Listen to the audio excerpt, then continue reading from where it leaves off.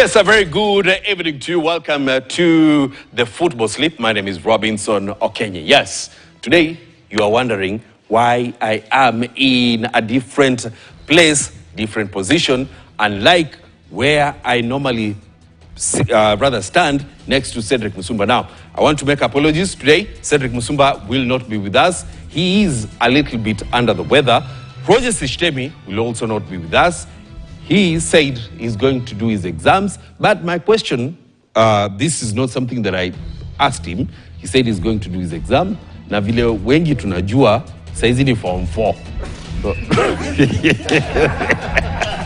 Roger Sishtemi.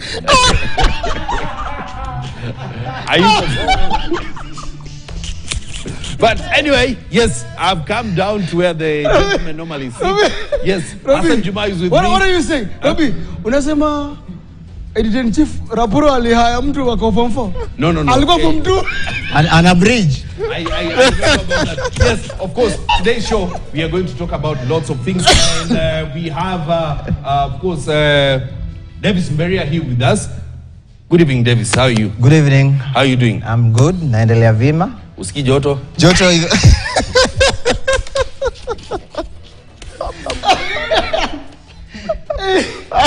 Bro, niko poa. Niko poa.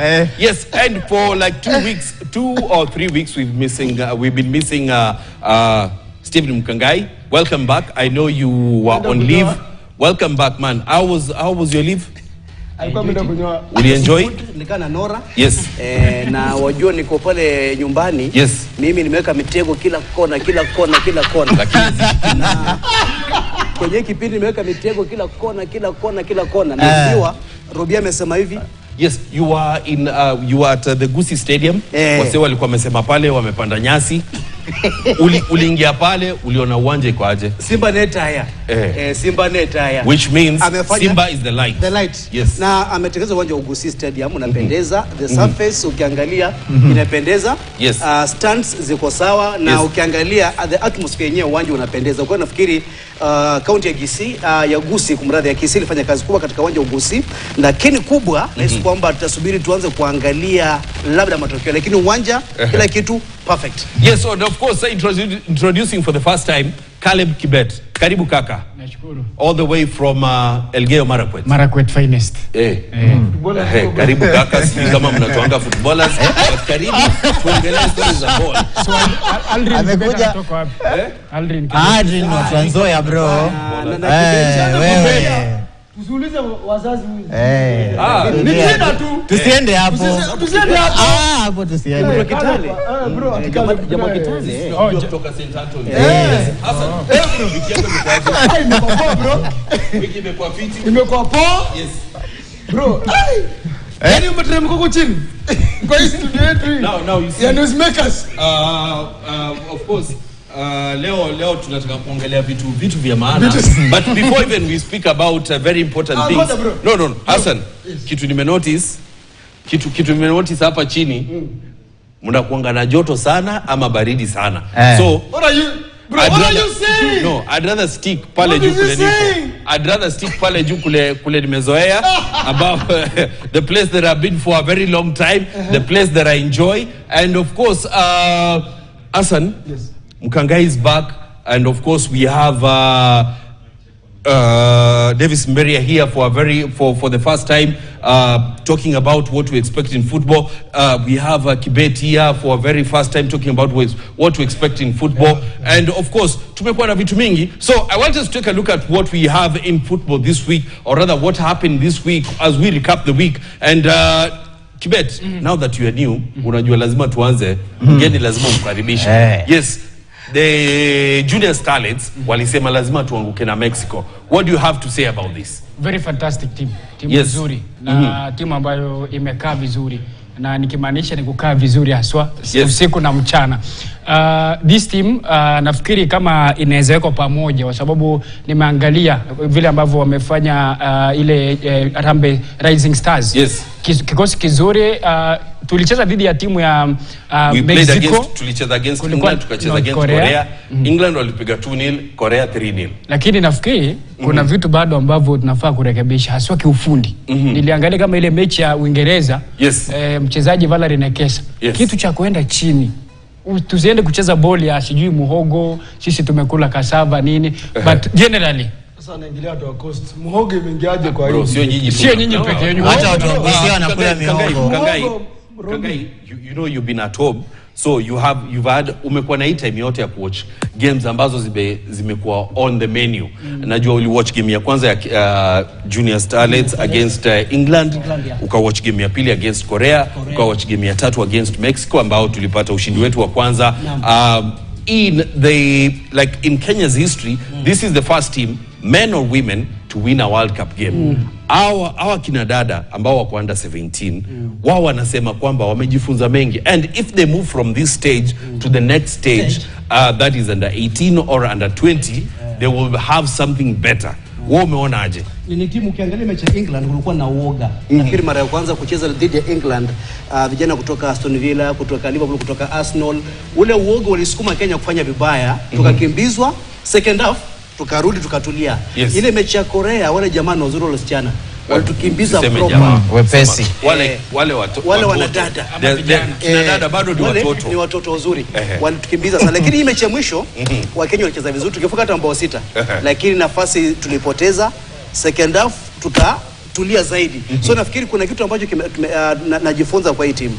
Kama shirikisho litaweka pamoja na serikali iweke ahadi zake, itabeba AUCON na pia hata ubingwa wa dunia huko mbele. Kikosi ambacho ni wachanga, wanafunzi wengi. Tumeona kutoka Butere Girls, kutoka Weyeta, kutoka Kujenga Madira. Kwa nafikiri kwamba nimeangalia mechi zote, ile mechi ya mwisho Kenya ilicheza vizuri. Hii ndio timu inazobeba labda AUCON tukiangalia. Of course we have the standout players, the likes of Marion Serenge, Valerie Nekesa. You have Lois Faith that made this team shine at the Under-17 World Cup in the Dominican Republic. Hassan, yes, najua you've been in the field for long. Mimi miaka yangu yenyewe. No, do you doubt what Robin said? No, nobody's doubting. Like, very amazing kama na doubt, like seriously guys. No. This is a serious question, bro. Like, what I'm talking about is you've been in this field twice as much as I have been in this field. Have you ever seen a better under-17 team than what we have offered to the under-17 2024 World Cup? Not at all. So I was listening to I think the captain. Yes.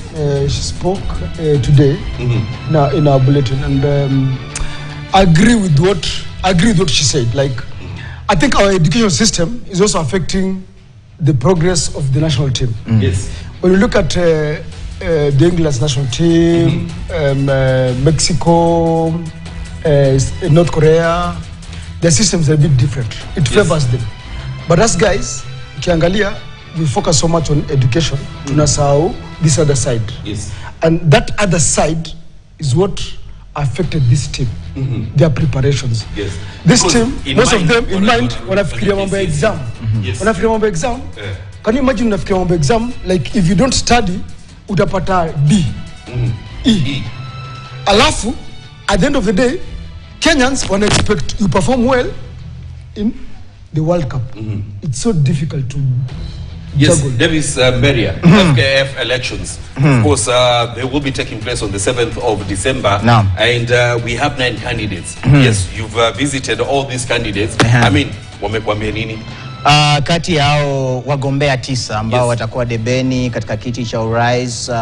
Kikubwa ambacho kimezungumziwa zaidi ni rais wa sasa ambaye ni Nick Mwendo, ambaye anarejea kwa wadhifa mwingine kama naibu rais wa pale Doris Petra, na wengi wamezungumzia kwamba ni aje akarejea, inaruhusu katika kipengee cha pale sheria ya shirikisho la soka nchini. Lakini pakubwa pia izungumziwa kwamba kura za FKF, uchaguzi wa FKF ni ngapi? Kura ni ngapi? Kura ni 92. The magic number. 92. 92. So 92 is the magic number. Yes. Sasa hii itategemea iwapo wale wagombea utaweza kuwachumbia vipi wale ambao wanapiga kura. Utawatongoza vipi? Utawapa nini? Lazima wape ndio wapige kura. Unapa maneno. Unajua maneno pia unapenda maneno. Yani the highest bidder wins. Unaangaliaje? So nafikiri kuna vitu vingine ambao Yes, so Mkagai, I want to bring your attention to something else. This is FC Leopards. 2 days ago, or not even 2 days ago, yesterday, the fans wrote a letter to the head coach, that is Trucha, saying that, they are tired, they want good results. What are your thoughts? Robi, Juma, najua mmekuwa kwa mpira mmeangalia mara kadhaa. Gor Mahia kuperform ni mashabiki. Yes. Kuna wakati kulikuwa na chema na Gor Mahia alikuwa kichwa ngumu sana kabla ya Rachet. Mashabiki hata kwa anaingia uwanjani. Yes. So mashabiki wakaenda nyumbani, watu wawili wakasema kwamba kuna jambo Kenya hapa wanataka kuona. Alipotoka nje wakamzingira, wakampa barua akaresign. Kulikuwa na Oono, alikuwa kocha wa Gor Mahia, aliandikiwa barua akasoma kwamba ameresign. Ziko ilikuwa ni hivyo. So nafikiri shida Leopards tunaanzia kwa management. Ule usimamizi wa Leopards, mashabiki wakati kupiga kura wanapiga kura kwa kutoelewa kwamba timu historia imetoka kwenda wapi. Kumtoa Trucha huku ni kutibu dalili, si ugonjwa. Unatibu dalili, si ugonjwa. Shida Leopards ni pale katika management. Yes. Lakini nahisi kwamba Trucha pia ni kama baadhi ya makocha ambao FC Leopards imejaribu sana kukaa nao kwa muda kidogo. Nani kaa Osam kumshinda, lakini nasikia kuna baadhi ya wachezaji kama nasikia hata huyo defender wetu huyo nani Odhiambo case. Kwa sababu alimwambia coach hapa sivyo anakaa bench. Na hata kwenda Gor Mahia. So kwa sababu ya coach. So coach mwenyewe hajielewi. Lakini kutoa coach na chairman bado so, yule na wale wako pale wengine unacheza na Mara Sugar. Robi, kabla ya weekend. Mkangai, mlienda TZ. Benchmarking. By the benchmarking. Mlienda TZ benchmarking. Hamtajifunza chochote? Nafikiri hata kwenda kule ilikuwa nikula pesa za Wakenya bure. Kwa sababu ukienda kwa ofisi ya Rachari hapa, Mkangai. That is a conversation that needs like 1 hour to talk about FC Leopards. I want us to keep it on a hold down there. And now Kibet, yes, CAF released the nominees for the best player of the year 2024, and these are the nominees. You have Amin Gori for Algeria, Edmond Tapsoba, Burkina Faso, Simon Adingra, Ivory Coast. You have Chancel Mbemba for DR Congo, Seihu Guirassi for Guinea. You have Ashraf Hakimi for Morocco, and then you have Soufiane Rahimi for Morocco still, Ademola Lookman for Nigeria. You have William Troost Ekong for Nigeria and Rowan Williams for South Africa. I mean, wewe unaona nani atashinda African Player of the Year? Kisiki, Ademola Lookman, zungumzia alivyofanya kwenye timu ya taifa. Angalia kama ile AFCON ambayo aliwezesha Nigeria kufika kwenye finali za kombe la AFCON. Vile vile, nakumbuka ile mechi kama ya finali. Alibeba kabisa timu ya Atalanta finali ya kombe la Europa. Hat-trick peke yake akisimama. Mtu kama Simon Adingra, sidhani kama nafaa kuwa hapo. Kitu kimoja ni chipukizi. Tumweke kama chipukizi. Sorry, I want to correct myself. He scored a hat-trick against Bayer Leverkusen in the final. Yes. And then you have Simon Adingra, who was very influential in Ivory Coast winning Africa Cup of Nations. Yes. And then you have Troost Ekong, who was very influential in Nigeria getting to where they got. And then Rowan Williams has been even included in Ballon d'Or among the best goalkeepers. Yes. So today he traveled to France. Aone kama kwa wale top 3 goalkeepers anaweza kuwa. So why is it that Ademola Lookman ndio anaweza shinda? Hapa naangalia nazungumzia kama mtu ambaye anaweza beba club. Anaweza beba kwa mgongo wake mwenyewe mwenyewe kwa sababu huyo mwamba amefanya vizuri. Najua pia Rowan Williams alifanya vizuri na kikosi cha Afrika Kusini, lakini bado ninadhani kwamba kwenye kikosi chake cha Mamelodi Sundowns mchezaji Rowan Williams bado anabebwa na kile kikosi pia. Anasaidia, lakini alibeba nchi. Lakini huyu anabeba nchi pamoja na klabu yake. Okay, Mkangai, tutoke kwa nchi tuingie kwa tutoke kwa mchezaji binafsi tuingie kwa nchi. Now, team of the year, Angola, you have Burkina Faso, you have Ivory Coast, Congo, you have Morocco, you have Mozambique, you have Nigeria, you have South Africa, hata Uganda wako hapo. Which team should win the team of the year? Ivory Coast. Ivory Coast from best losers to champions. For the first time, we agree. Thank you, sir. Yes. You're my best friend. For the first time, we agree. Because they're the champions of Africa. From best losers to the champions. Yes. Yeah. Mberi anaona umenyamaza sana. Yes. Vinicius Junior performed. Yes. Does he deserve to win the Ballon d'Or? Ni mchezaji ambaye ukiwachana na vituko ambavyo vinaendelea, hasa kulingana na wale ambao wanamtenga kwamba si vyema kwamba mchezaji mwenye rangi kama yake bwana. Sema ubaguzi wa rangi tu. Ubaguzi wa rangi tu. Ubaguzi wa rangi tu. Direct wajua. Maana hata sasa hizi hata kama mpiga picha yetu akiangalia hata mwenyewe haonekani. Kwa hivyo yeye ni mkangai. Same WhatsApp group. Unasema kuna wazungu wawili kwenye nahisi kwamba Robinson Okenye hilo swala pia linamsaidia zaidi. Manake wakati hao wanatoa cheche zao kwamba haufai kuwa katika klabu yetu, haufai kucheza hii ligi yetu, naye anajituma. Ni kama wale wasenyo walikuanga high school kama mkangai wanakojoa kitandani. So, Hassan, let me bring your attention into this. Of course, we are still recapping the week. We had of course, Vinicius Junior scored 3 goals against Borussia Dortmund in the Champions League, and he made them, you know, everybody was waiting for that moment. Who will click for Real Madrid? And he's the man that stood up to be counted. He did that. Now, the following day, Rafinha stood up. Alisema, Vinicius, unafikiria wewe unaweza? Pia mimi naweza. Man, I can't wait for the El Clasico. Yes. I'll put my money on Barcelona. No, but what did you make of his performance? 3 goals, and this is for your information, this is a player that was supposed to be sold by Barcelona before the season began, having in mind that Barcelona was salivating for Nico Williams to move from Athletic Bilbao to Barcelona. But I think later on Barcelona corrected themselves. Yes. Kivipi? Look at his this is left, right? Yes. This is left. Yes. Look at this. The armband. Walimpatia armband. Why? Because they believed in him. Yes. I mean, this is one of the best players. You know, somebody can believe in you, but if you don't believe in yourself, you won't do anything. I believe. So, I mean, yes, Caleb Gibet, the man that only scores against passwords. Panathinaikos the password. Amezubaa. Mkangai. Panathinaikos. Hata ukikote timu zuru yote Zubeda Kome, Juma mnapiga yeye Panathinaikos. Yes. Naomba pia tuone head to head ya Panathinaikos pia na Manchester United. Sio vibaya. Unajua binadamu ni watu wa kusahau sana. Ni wasaulifu. Ni wasaulifu. Panathinaikos vile vile tuangalia hata kama ni Conference League, tuangalie nani anaongoza kwenye jedwali. Christopher Nkunku, mwamba. Mchezaji. How many goals has Christopher Nkunku scored in the Premier League? Siwe hivyo. That's simple question. Simple question. Ni vizuri umauliza lakini but let's move away from the Premier League. But he is the man for the cup competitions. Every cup competition that he's played in, amefunga. So let's move away from that. He's a tournament player. Davis Mberia, yes, your favorite player.